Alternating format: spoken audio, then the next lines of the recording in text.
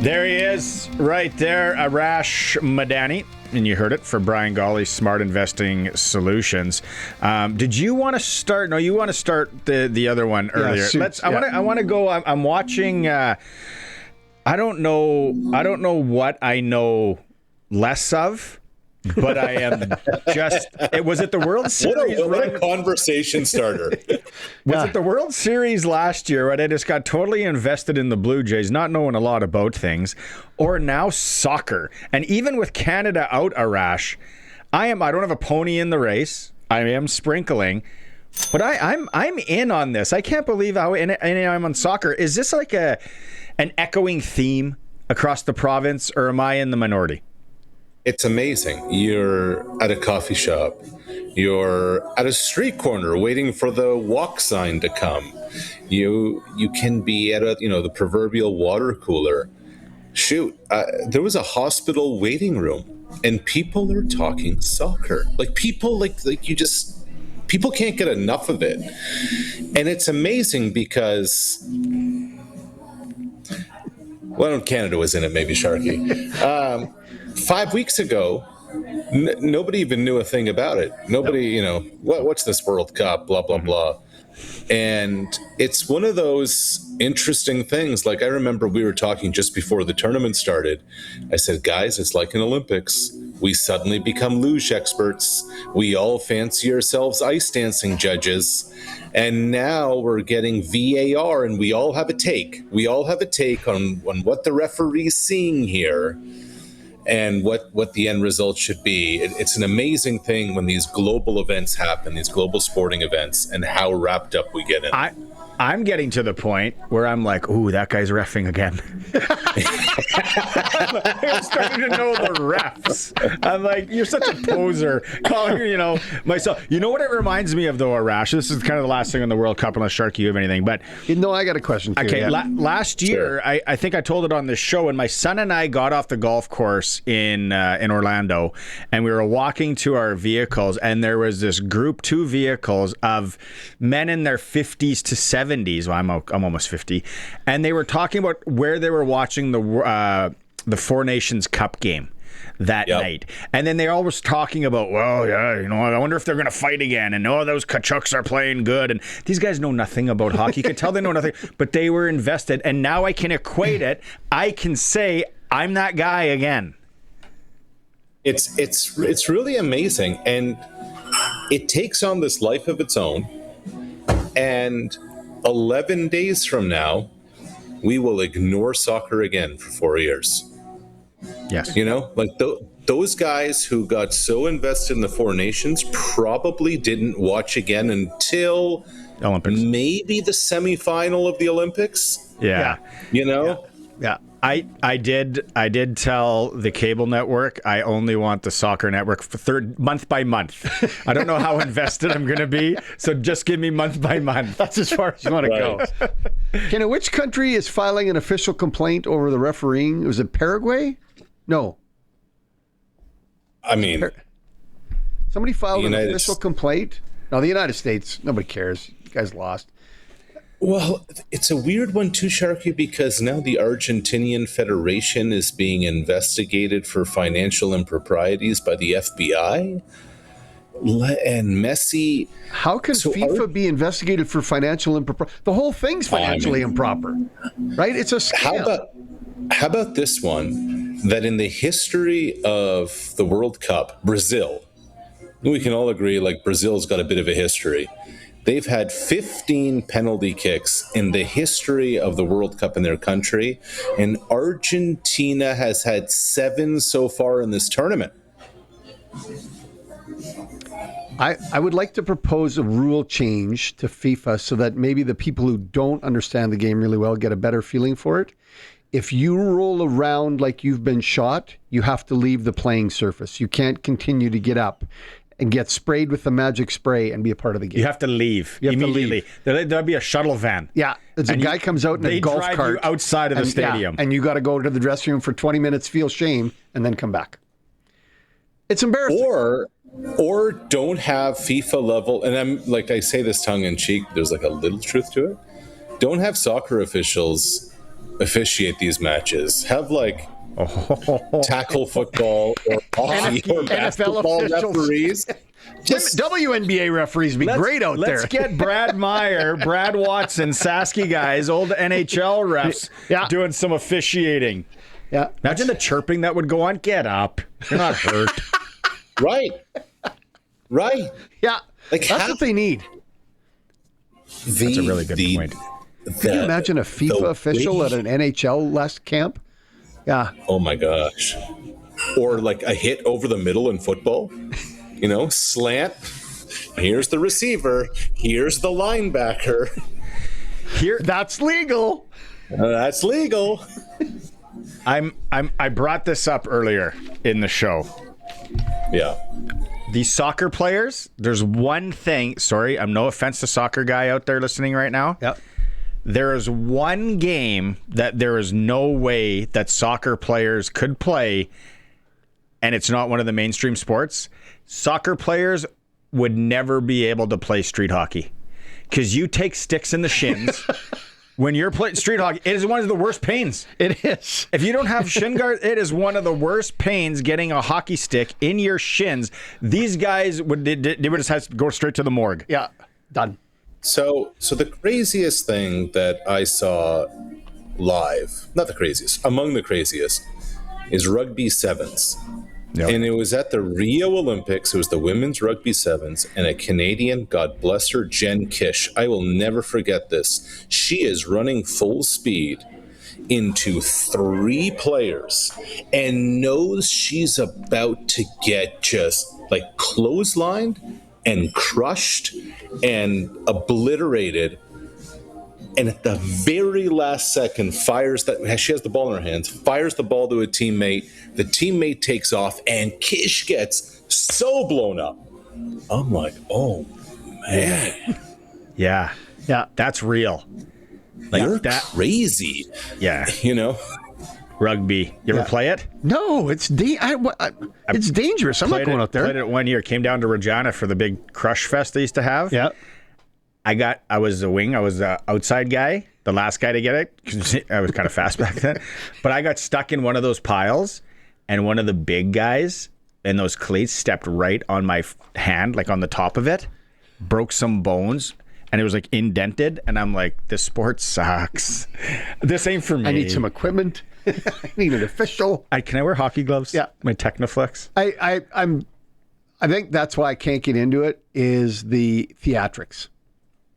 And then complaining about the officiating after you've faked being injured 20 times. I'm in. I can't get into it. I hate that part of it, but I'm in. I love the strategy and like Argentina coming back in that game. Yeah, I mean that's fine, but don't lay down and roll around on the ground. Like that's gross. So it's 2 things to that. Like I'm with Barney and I hear what you're saying, Sharky. What drives me crazy is so often they're playing. Instead of trying to make a play, they're trying to draw a whistle. They're trying to draw a foul. Like, just forget about it. 2, the rolling around is needless. Yeah. It's embarrassing. It's embarrassing. Except the American guy that got hurt late in that game, and he's actually legitimately hurt. Yeah. And they keep playing, and it's like, no, this guy's in real pain. And then he like rolls off the field, and then the stretcher comes, and I'm like, this is hilarious right now. Like, the one guy who's actually hurt. Yeah, they don't it care happened to about an him. English dude too. An English dude, or it was the Mexican player against England. And his ankle just turned, and they're out of substitutions, and they like rolled him off the field because they're like, we're down a goal. We don't have time to. That's the game. That's what I'm talking about. That was the game. Yeah. That's the game. And it's like, roll them, scoop them up, throw them. Okay. Right. He'll be fine. That's enough on the World Cup. Let's get into CFL. Hey, if I would have told you that Drew Brown is going to start for the Winnipeg Blue Bombers this week after last week, what would you say? Can we play our clip again? Does Curtis have that handy? Oh, that was funny. It's unbelievable. So Drew Brown goes from not being on the roster because he didn't know the playbook well enough. He wasn't acclimatized with the receivers, blah, blah, blah. Winnipeg had 1 day of practice this week, boys. One day. So you're telling me in one day he went from not good enough or not ready enough to be on the roster to starting. That's like writing the final exam after not going to the class all year. It's just bizarre. It's just bizarre. Okay. What about Taylor Elgersma? Why is it going? That game against Hamilton went south in a hurry when both quarterbacks went down. But if you're Taylor Elgersma, what are you thinking right now? Are you getting a sit down? Is your agent call? What's your mental state? No, you should be fine. You're 4 games into your professional career as a rookie. The message is, Taylor, we're one ankle sprain away from you getting back into this thing. Your career is only starting now. You did some good things. We got a long way to go. Like the runway of your career is vast. You got to do everything possible in this one practice day when you're not getting a lot of reps to be ready to go when your number's called, and who knows when that's going to be. So, Elgersma stuck with it. I really liked the game Tommy Condell called. It was a lot of Brady Oliveira. There was some end arounds, et cetera, jet sweeps. You see the jet sweep touchdown to Wilson. You just put your quarterback in the best position to succeed. Here's a dude, the last real competitive game he played, guys, was the Vanier Cup in 2024. And now he's being thrown in as the guy in professional football. Big jump. So, yeah, big jump, and there's a lot of runway left in Elgersma's career. Let's go to Hamilton here on Sunday. I am surprised, but I do think it's a bit of a game, a little cat and mouse charade, whatever you want to call it, that Jake Dolegala is going to be the starter. The Riders are preparing to see Trey Ford as well in this game, aren't they? I think there's going to be some packages for Trey Ford. There could be some series with Trey Ford. There could be some moments with Trey Ford.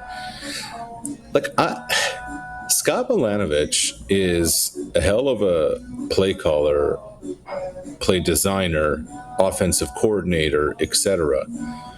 Guys, and I'm not suggesting this is going to happen this week, but Barney, we've talked about how Trey Ford fits into Team Canada, on the flag side, that he'll probably have to play. Maybe not even as receiver too. Yeah. Maybe as a rusher. Right. Have some different ways you might use Trey Ford on the football field, because no one's replacing Bo, right? No. So what are you going to do to show some imagination on the offensive side of the football? And Trey Ford can give you that outside of just, being under center. Dolegala's in year 2 there, so he's had more familiarity with that offense. Maybe plays a little more similar to what Bo Levi would do in terms of their package, whereas Trey Ford is running around like a stray cat sometimes. Ooh, good band. Yeah. So I think Dolegala fits better with what Hamilton's trying to do. I don't. Trey Ford, the success he's had against the Riders, let him run around with his hair on fire and hope for the best. Well, that's what it is. He calls a play and then he just abandons it and he runs all over the place. Sometimes Russell Wilson did it for years. And then you have Tyler Lockett drawing flags like he's a soccer player. Anyway, don't get me started on those guys. Yeah. Here's the thing. If there's a time for the Riders to be playing Hamilton, it's now. Because it doesn't matter who's at quarterback 5 days after your franchise guy goes down with a busted ankle. They may have gotten some reps in training camp, a few in practice along the way. That was Bo Levi's show, man. So, this is the time. Rusty. The next opponent. That's the time you want to be playing Hamilton. Yeah. The one sketchy thing is when you look at the Riders' defense and guys that are already out. Nelson Lacombo not practicing today. The other guy that wasn't practicing today, cause for concern, because last year I remember when he was out of the lineup, Tavon Campbell. Yeah. Don't like that. And Roland Milligan was limited today. So, yeah. The one thing I'd say about that is you'd actually need a Hamilton quarterback to be able to throw to the wide side of the field. So you may not miss Tavon Campbell as much as you would have thought otherwise. Isn't it amazing though, just how the entire complexion of the CFL can change like that? It's always been a quarterback league, like so quarterback generated. Just think, this time last week, like there was a conversation is who is the MOP, through whatever, a month of the season. And Rankin's right there, and Philpott's right there, and Bo's right there. And now Bo's season's basically over. And if Winnipeg has any hopes of doing anything as a veteran team, they brought everybody back, it better be with Caleros. Now, who knows how long Zach's going to be out. But that's it. Like we talk so often about who your starter is. And I feel like a broken record sometimes that you need to have two in a position where there aren't many. And it's not because the backup quarterback's the most popular guy in town. It's because the starting quarterbacks are hard to keep healthy. Ryder Varga was full at practice today. Again. Yeah. That's nice. Okay, off to but okay, so give it. So was AJ Ouellette. Can you give us? He looked good yesterday. I was there. Oh, good. Yeah, I was boots on the ground, sweating to the oldies down there in the bowl. Well, give us a prediction for the game. Let's play Sastel pick the score with Arash. What are you thinking? Under. You're home. You're going up against a Hamilton team that's in scramble mode. What's the line right now, Barney? I haven't even checked. I'll give you the Sports Select line because we love our friends at Sports Select. So yesterday, I'm actually curious if it changed since yesterday. My Commodore 64 is loading. Here we go. We got. So this is the tie in Sports Select, as you know, is a 3-point game. So Hamilton to win by more than 3 is paying $455. The Riders 137, and then they're giving us the 8.5, which I'm not. I don't touch that in any CFL game. But I think under the 54.5, Arash. Yeah, I'm fine with that. Parlay that with Riders money line, and then you got yourself some decent plus money. It's exactly. So under and Riders on the money line. Okay. All right. Yeah. All right. But in Sports Select, it's pro line, and then it's 3-point. Yes. I think the Riders are winning by more than 3, personally. I do too. I'm not that upset about the 8.5. Yeah, I'm more guys. You guys know it's a 2-touchdown game to me, and you guin I'm more of a soccer. Yeah, I agree. Soccer. You're guy. a soccer guy. You're a really big soccer guy. Speaking of sports that I'm right in the know on. Yeah, how big soccer guy. Cease and desist last night for the Blue Jays. Has that been printed yet in the paper? We almost had a no-hitter, or it was yesterday afternoon. Almost had a no-hitter. Yes, Mr. Soccer, Mr. Baseball, Mr. Cease and desist. Here's what was amazing to me, guys, is that in the 8th inning, pitch 114, 115, something like that, he blew it by Kavanaugh at 99 miles an hour. Like, you're that deep into the game. Forget the fact you have a no-hitter going, etc. Like, the sport now babies pitchers. They do not allow guys to go 95 pitches, let alone, and the fact that Cease was still throwing smoke that deep into the game with long breaks in between innings because the Jays were running up the score, I thought that was incredible. He came so close, 9th inning, it gets broken up, but it's exciting. Like, just sitting on the couch watching this stuff, when there's a no-hitter, a perfect game brewing, there's a different energy to it. Like, there's some real, it's the closest thing you'll get to October baseball in July. It is more fun to watch, without a doubt, when something's happening in the game that's interesting. Because it was 10-0 otherwise. It wasn't that entertaining. but Right. throwing the no-hitter was what you sat down for. Absolutely. And then it's kind of like pitch by pitch, ground ball by ground ball. Yeah. Varsho made a hell of a catch in center field. And the respect Cease got from the guys, not just behind him, but when he went into the dugout, from the San Francisco fans, like, you're on the cusp of history there. Watching a no-hitter is special. I still remember covering Justin Verlander's when he threw one in Toronto when he was pitching for the Tigers. It's a really neat thing and a real rare thing. Yeah. All right, my man. I know you got to get ready for some tennis. Yeah, I know. Neck loose, are you ready to go back and forth? I'm a doubles guy. I follow the doubles circuit. ATP. We're 3 weeks away from all whites and a headband on this show. I swear, like, it's baseball, it's soccer, and all we're missing is Bjorn Borg over there showing up with a wooden racket. I'll bet you he does it. Little white shirt, headband, and the white tight shorts. I was always an Agassi guy. Yeah. Since I cut my hair there, I'd need a wig. Yeah, Agassi. My favorite tennis player. I see him more as a McEnroe type. My favorite tennis player of all time, by far, Michael Chang, just because of the pumps. Remember when the Reebok pumps came out? Shout out, Cathedral Freehouse. All right. Okay. Have a good weekend. Of all the things. Have a good weekend, bud. You too, guys. See ya. Take care.